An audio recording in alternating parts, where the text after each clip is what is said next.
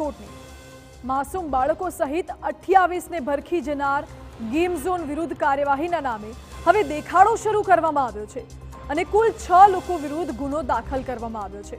પરંતુ સૌથી મોટો પ્રશ્ન એ છે કે પડદા પાછળના અસલી ગુનેગારો પકડાશે ખરા કે દર વખતની જેમ નાની માછલીઓ પકડાશે અને મોટી માછલીઓને છોડી મૂકવામાં આવશે।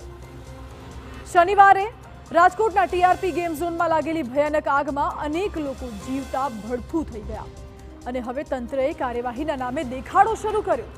સમગ્ર મામલે કુલ 6 લોકો વિરુદ્ધ ફરિયાદ દાખલ કરવામાં આવી છે અને ગેમ ઝોનના ભાગીદાર યુવરાજ સોલંકી સહિત મેનેજર નીતિન જૈનની ધરપકડ પણ કરવામાં આવી છે।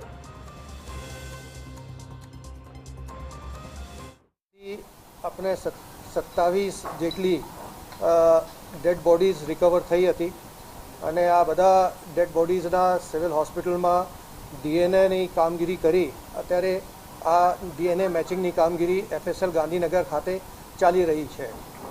આ બનાવના અનુસંધાનમાં રાજકોટ તાલુકા પોલીસ સ્ટેશનમાં 304, 308, 337, 338, 114 મુજબ 6 આરોપીઓ વિરુદ્ધ ગુના દાખલ કરવામાં આવેલા છે, જેને પૈકી 2 આરોપી યુવરાજ હરિસિંહ સોલંકી જે આ બધી ગેમિંગ ઝોનના વહીવટ કરતા હતા અને સાથે સાથે એનો મેનેજર નીતિન જૈન એની ધરપકડ અત્યારે કરવામાં આવી છે।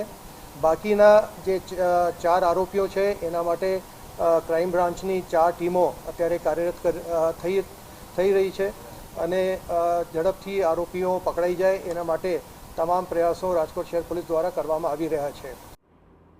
સરકાર દ્વારા ખૂબ જ ઝડપથી કાર્યવાહીની ખાતરી આપવામાં આવી છે। આવી જ ખાતરી રાજકોટ પોલીસ કમિશનરે પણ આપી છે। પણ સવાલ અહીં એ ઉઠે છે કે પ્રારંભિક તપાસમાં જ જે ચૂક સામે આવી તેનું શું?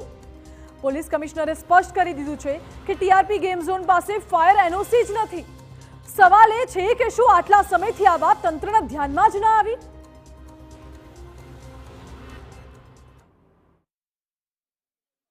ગેમિંગ ઝોનની નવેમ્બર 2023માં બુકિંગ લાયસન્સ આપવામાં આવેલું હતું અને એને પછી 1/1/2024થી 31/12/2024 સુધીની રિન્યુઅલ આપવામાં આવેલું છે।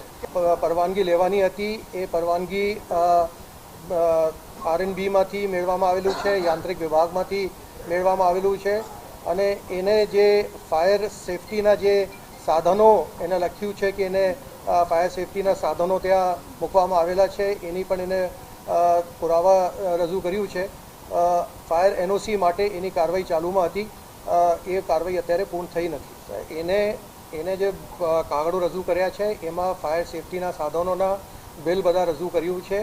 એ ફાયર સેફટીના સાધનો ત્યાં હતા, પરંતુ જે પ્રમાણમાં એને કાર્યવાહી કરવી હતી એ કદાચ થઈ નથી, એટલા માટે આ આખી દુર્ઘટનાને આપણે કંટ્રોલ નથી કરી શક્યા।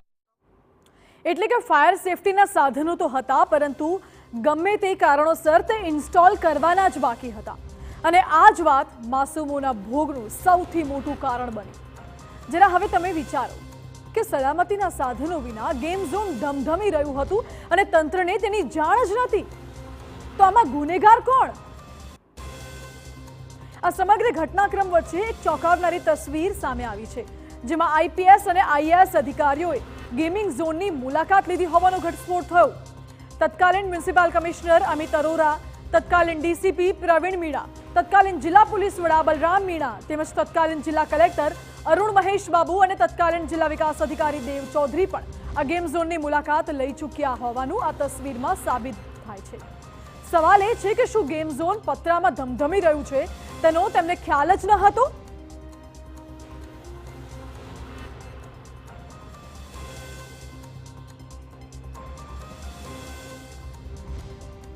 જી